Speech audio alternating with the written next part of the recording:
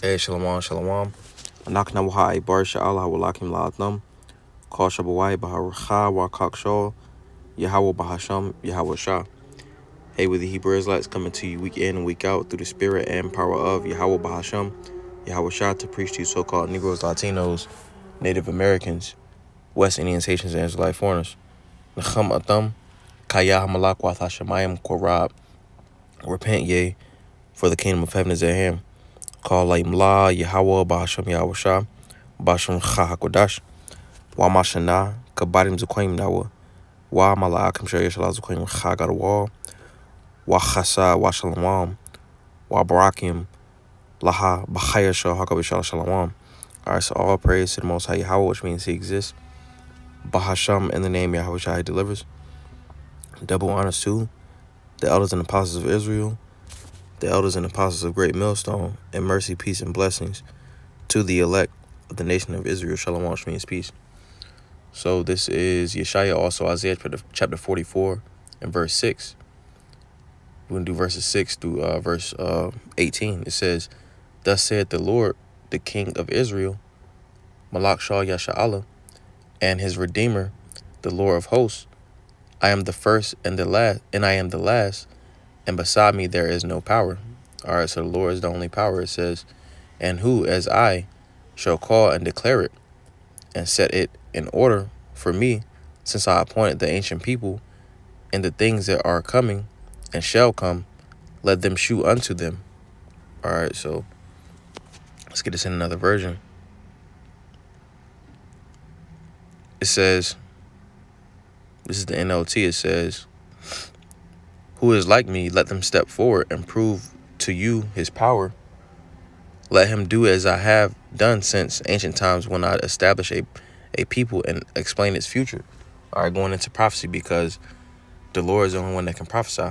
You see, it says in IV, who then is like me, let him proclaim it. Let him declare and lay out before me what has happened since I established my ancient people and what is yet to come. Yes, let them foretell what will come.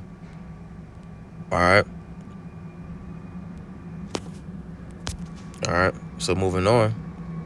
Oh, no, I wanted to go into that with a couple precepts. This is Yashiyah, also Isaiah, Salah, chapter 41. And we're going to start at verse 21. Because this is essentially what the Lord is saying. It says, produce your cause, saith the Lord. Bring forth your strong reasons, Salah, your strong reasons, saith the King of Jacob, Malak Shah Yaquab. Let them bring them forth, and shew us what shall happen. Let them shew the former things, what they be, that we may consider them, and know the latter end of them, or declare us things for to come. Shew the things that are to come hereafter, that we may know that ye are gods, yet do good or do evil, that we may be dismayed and behold it together. You see, so the Lord is telling, which Isaiah 44 is going into, that part we was going over, is going into idols. You see, the Lord is saying, yeah, tell these different idols that Jake and trust in and look for protection. He's telling them, yeah, tell them to do good or do evil. Tell them to do anything at all. You see, and let's keep going. It says, behold, ye are nothing, and your work of naught, and your abomination is he that chooseth you. So the Lord saying, yeah, these idols ain't shit. You know, the image that's up, JC, that's nothing. That's an idol. You know, if you look at Islam, Kaaba stone, it's an idol. It ain't shit. You know, it says,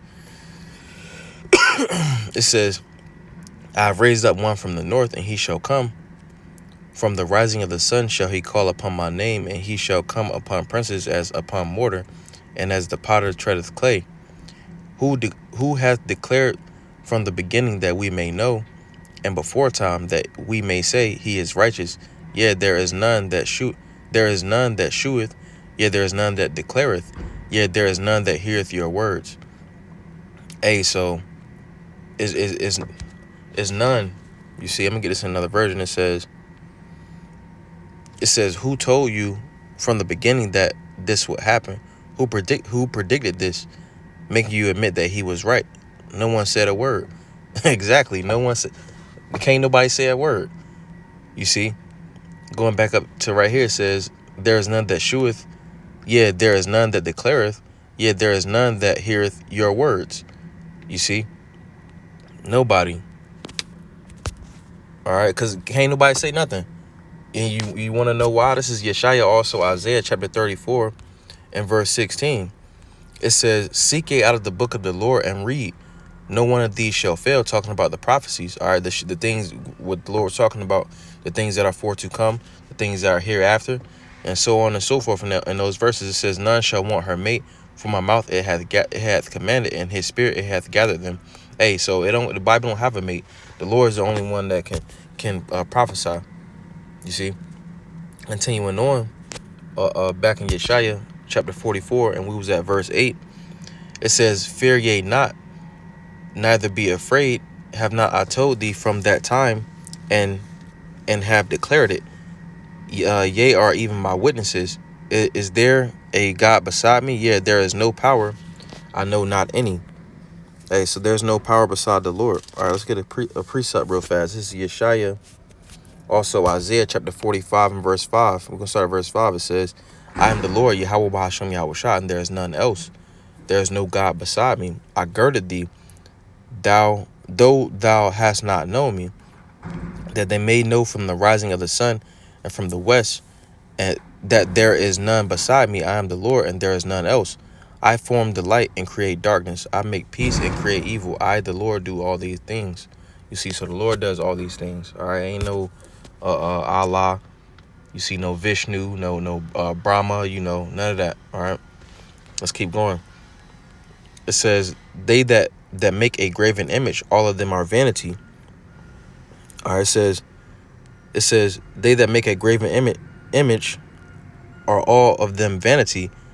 Their delectable things shall not profit, and they are their own witnesses. They see not, nor know that they may be ashamed. All right, let's get a precept. This is Habakkuk, also Habakkuk chapter 2 and verse 18. It says, what profiteth the graven image that the maker thereof have graven it, the molten image and the teacher of lies, that the maker of his work trusted therein to make dumb idols. All right, I'm going to read this again. Isaiah 44 and 9, it says, they that make a graven image are all of them vanity, and their delectable things shall not profit, and they are their own witnesses. They see not, nor know that they may be ashamed. All right, those that trust in them different idols is going to be ashamed. I'm going to go back to that Habakkuk, but let me go back to this Isaiah 44 and 9. All right, it says NLT. It says, how foolish are those who manufacture idols. These prized objects are really worthless. The people who worship idols don't know this, so they are all put to shame. Hey, they're going to be put to shame, those that trust in them idols. All right, but going back to Habakkuk chapter 2 and verse 18, because that verse says, Isaiah 44 and 9, it says, delectable things shall not profit. All right. Oh, it says, and their delectable things shall not profit. Talking about those idols. So it says, what profiteth the graven image that the maker thereof have graven it? All right. So going back to Isaiah 44 and 9, it said these things aren't going to profit. You see, so what profited the graven image, talking about the idols, what avail, what benefit is it going to have that the maker thereof have graven it? So why exactly did this person make it? The molten image and the teacher of lies, that the maker of his work trusted therein to make dumb idols. So these things don't even speak, so it's not going to come to any benefit. All right, that's why it says, and they're the delectable things shall not profit. It ain't gonna do nothing in this time right now. Hey, what is Islam telling you to do with your money, being that it's gonna go over into this world's going over into a CBDC? All right, what did Islam tell you about the Karagma? You see, what does Islam have to say about the MOTB? All right, it says, woe unto him that saith to the wood, awake, to the dumb stone, arise and shall teach. Behold, it is laid over with gold and silver, and there's no breath at all in the midst of it. Hey, so these things look good, you know, to those that are carnal. You see, it says destruction to those that trust in that say it to the wood, which represents Christianity, and the dumb stone, the Kaaba stone, Islam. You see, it applies to chiefly those, but also to other different various philosophies that Jake subscribes to.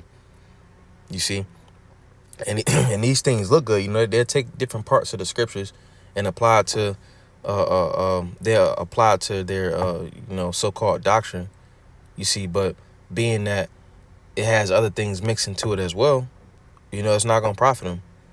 All right, now let's continue on back to Isaiah chapter I finish it out. And it says, and there is no breath at all in the midst of it, so it's no understanding in these other philosophies. All right, going back to Isaiah, Yashiyah chapter 44 and verse 10. It says, who hath formed a god or a molten image? So, like, who hath formed a god or a molten, a graven image that is profitable for nothing? All right. Let's see what the NLT says. It says, who but a fool will make his own god, an idol that cannot help him one bit. All right. It says, verse 11, behold, all his fellows shall be ashamed, and the workmen they are of men. Let them all be gathered together. Let them stand up. Yet they shall fear, and they shall be ashamed together. All right, let's get another one. This is Isaiah, Yashiyah chapter 42 and verse 17. It says, they shall be turned back. They shall be greatly ashamed that trust in graven images, that say to molten images, yea, are our powers. Hey, so going back, it says to Isaiah 44 and 11, it says, let them all be gathered together. Let them stand up. Yet they shall fear, and they shall be ashamed together. Hey, so those that trust in these different idols, they're going to be ashamed. They're going to be put to shame in these times to come. All right. Because what do these different idols, and when you talk about idols, Jake think you're talking about like, different statues that people worship, which it goes into that as well. But trusting in yourself can be an idol as well. Trusting in the universe can be an idol as well. All right. But continuing on, those that trust in anything other than this truth, all right, those different things is idols. All right. All right, going back, Isaiah 44 and verse 12. It says, the smith with the tongs both worketh in the coals, and fashioneth it with hammers, and worketh it with the strength of his arms. Yet he is hungry, and his strength faileth. He drinketh no water, and is faint. The carpenter stretcheth out his rule. He marketh it out with a line. He fitteth it with planes. He marketh it out with the compass, and maketh it the figure of a man, according to the beauty of a man, that it may remain in the house. He heweth him down cedars, and taketh the cypress and the oak, which he strengtheneth for himself among the trees of the forest. He planteth an ash, and the rain doth nourish it.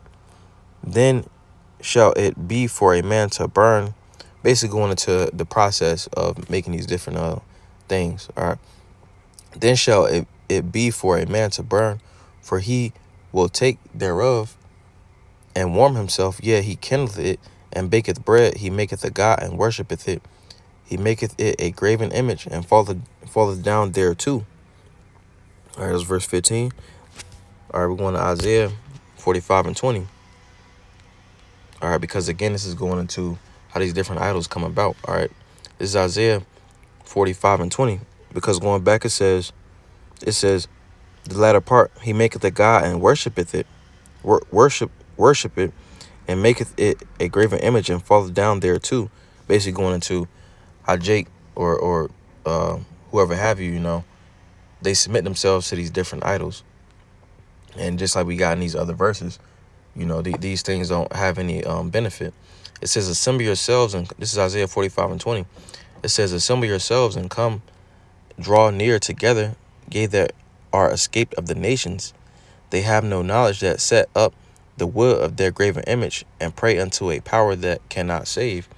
And that's essentially what these people do, to serve these different idols. All right, let's get this in the NLT. It says, gather together and come, you fugitives from surrounding nations.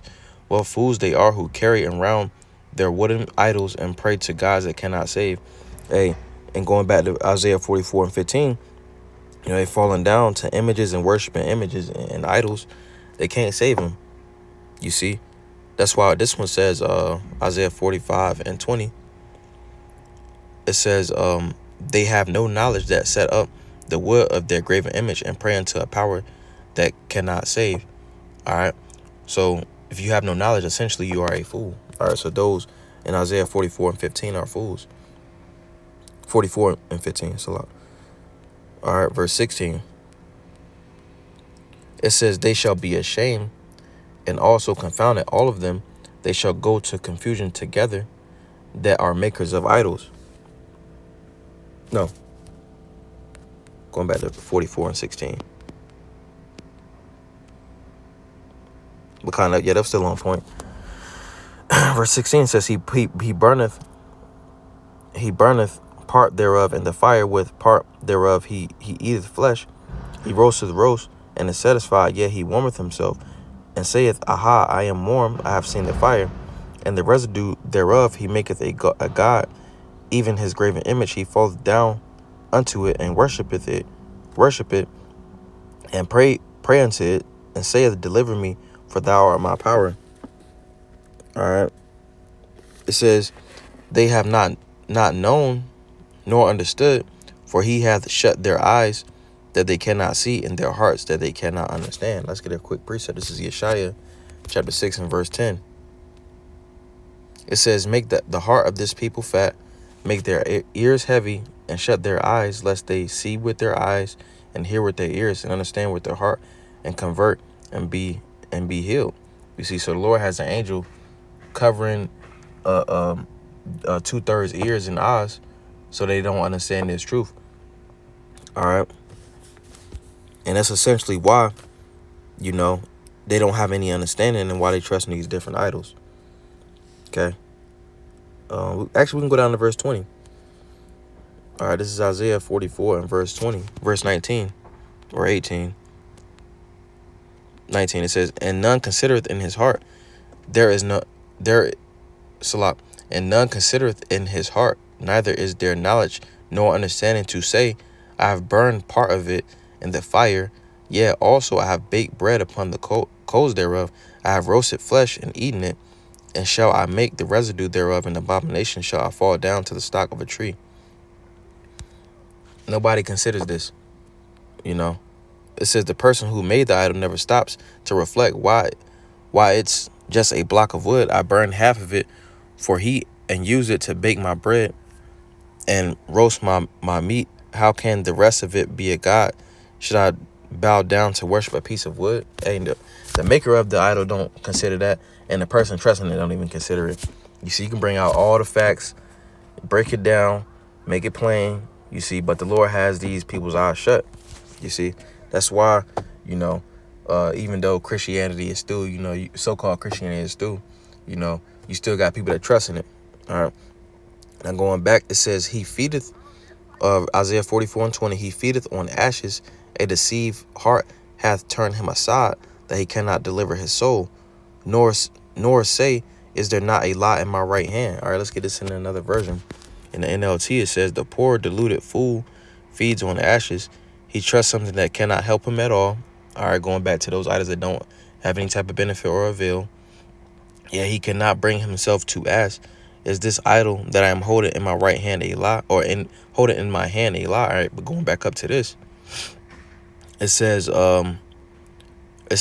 nor say, is there not a lie in my right hand? And it's in their right hand because with your right hand, you rely on your right hand. You see, so that's what these people is living on. Their whole life is solely dedicated to this fucking idol. You see, but yeah, that was pretty much the point. Oh no, I want to get another precept, another couple precepts. This is Isaiah 59 and verse 1. It says, behold, the Lord's hand is not shortened that it cannot save, neither his ear heavy that it cannot hear, but your iniquities have separated between you and your power, and your sins have hid his face from you, that he will not hear. It says, for your hands are defiled with blood, and your fingers with iniquity. Your lips have spoken lies, your tongue hath muttered perverseness. Talking about the 12 tribes. It says none calleth for justice, nor any pleadeth for truth. They trust in vanity and speak lies. They conceive mischief and bring forth iniquity. Because essentially, Jake mainly 2/3 is the ones that are are in that spirit. Going back to Isaiah 44:20, it says, "Is there not a lie in my right hand?" That's what they rely on. That's why it says in this verse they trust in vanity. Let's get that word vanity. It says vanity. It says this is tahawa. Should be tahawa. Worthless thing, confusion. A lot of jakes trust in confusion, the stuff they learn in captivity. They trust in worthlessness, vanity, without form, nothing. They trust in nothing, a thing of naught. All right. It says that which is empty or unreal. They trust in unreal things, of idols, nothingness, empty, confusion, unreality. That's what they have made their foundation, you see, and they gonna be those people in this time to come. That's in Matthew, the book of Matthew. You see, the ones that made their house on that sand. You see, they making their house on JC. What is JC gonna do? He gonna sit up in the crib, on the wall, plastered up, doing nothing. You see, because that's not the Lord's name. The Lord's name is Hamashiach Yahawashah. All right, and he is a Judite. All right, but just the point, these idols ain't gonna benefit nobody in these times to come. You see, so Adawan Ratazah Zabana Yapa, Lord's word was a beautiful edification through the Spirit. Go ahead and say, Call Laim La, Yahweh Bahasham, Yahweh Shah, Bahasham Chakodash. Hey, double honor to the elders and apostles, great men, son, told me this truth and rule well. And much respect to you, brothers out there pushing this truth with our righteousness and sincerity. Shalom, shalom. Like to what's a lot? How you want to Shalom.